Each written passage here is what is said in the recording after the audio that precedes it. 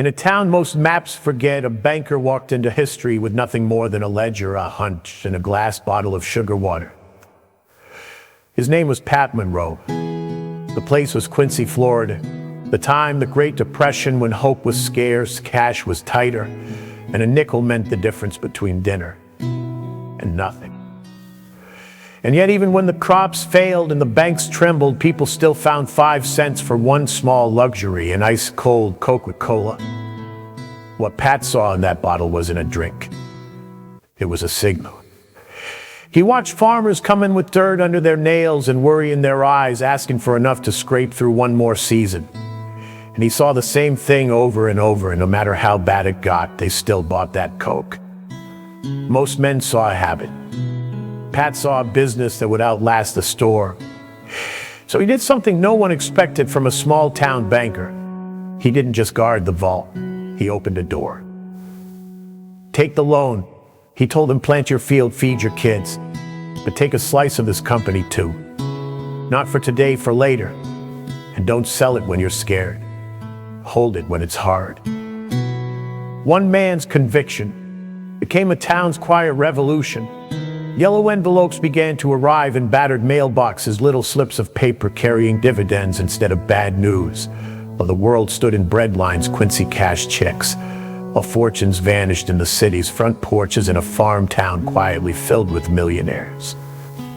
Not movie millionaires. Not yacht club millionaires. The kind that still drove pickup trucks, still sat in the same church pews, but sent their kids to college on the strength of a stock they never let go. Behind those doors were family dinners, 18 children at one long table, and generations learning that real wealth isn't the car in the driveway. It's the story your grandkids get to inherit. This is not a story about Wall Street titans.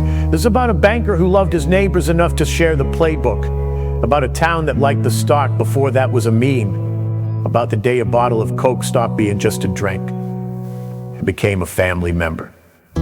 Tonight we're putting on a show to celebrate this great American tale, and we're going full family musical with it. A chorus of farmers, mothers, children, and one stubborn banker's songs about the first share bought on a desperate day. Songs about the yellow envelopes that arrived like rain in a drought. Songs about the Porsche that traded a fortune for a flash of chrome and the branch of the family tree that never recovered. Songs about 18 kids and the empire they didn't build by themselves but inherited because someone believed for them. I'm your host, Kenny Polcari, and your uncle at the head of the family table, telling you how a tiny southern town out-invested the world and did it with faith, not frenzy. You'll hear the banker's first leap of faith. You'll hear the rustle of those envelopes. You'll hear the engine of that Porsche rev as a fortune disappears down the highway. You'll hear laughter, arguments, lullabies sung over crib rails paid for with dividends. The stock market is a great big story machine. This is not a cautionary tale about greed.